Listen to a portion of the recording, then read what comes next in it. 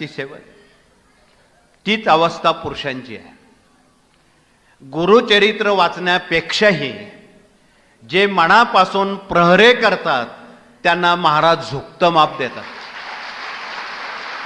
तुम्ही एक वेळी पारायण केलं नाही तरी चालेल, कमी पारायण झाली तरी चालते, प्रहऱ्यात काटकसर करू नका. इथे आमचे पुणे जिल्ह्याचे लोक आलेत, जिथे ज्ञानेश्वर महाराजांनी ज्या रेड्याकडून वेद वदवले त्या रेड्याची समाधी आळेफाट्याजवळ पुणे जिल्ह्यात आहे. माऊलींना जाऊन 750 वर्ष झाली रेड्याला जाऊन. आजही त्या समाधीजवळ रेड्याच्या विना खाली ठेवलेला नाही. 750 वर्ष झाले.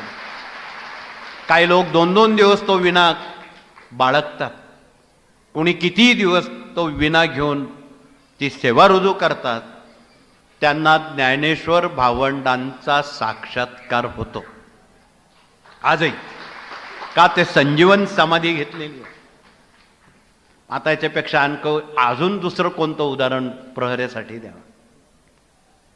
म्हणून एक वेळी पारायण कमी झाले तर चालतील, पण साप्ताहिक दैनिक सेवा केंद्रात कृपया आपण सबब सांगू नका. आमच्याकडे माणसं कमी आहेत, 2 असतील तर 1 उभा करा, ज्ञानेश्वर भावंडांच्या रेड्याप्रमाणे.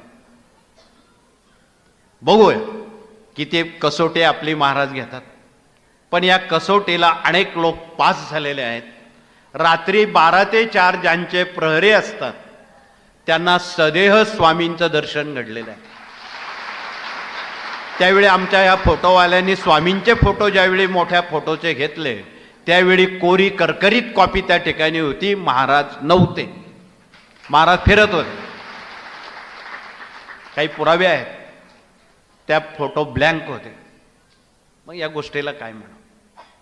आणि एवढंही सांगून जर आपण आपल्या सवलती किंवा सुविधा जर वापरत असो, मग आपल्यासारखे शतमूर्ख आपणच.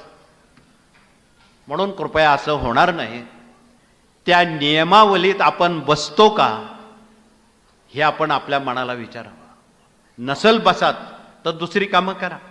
सर्वात या सर्वश्रेष्ठ काम आहे फलद्रूम करणारं ते चपला सांभाळण्याचं आहे. तुम्हाला पूर्वी आठवत असेल, इंदिरा गांधी प्रधानमंत्री असताना सुवर्ण मंदिरांच्या गुरूंनी तत्कालीन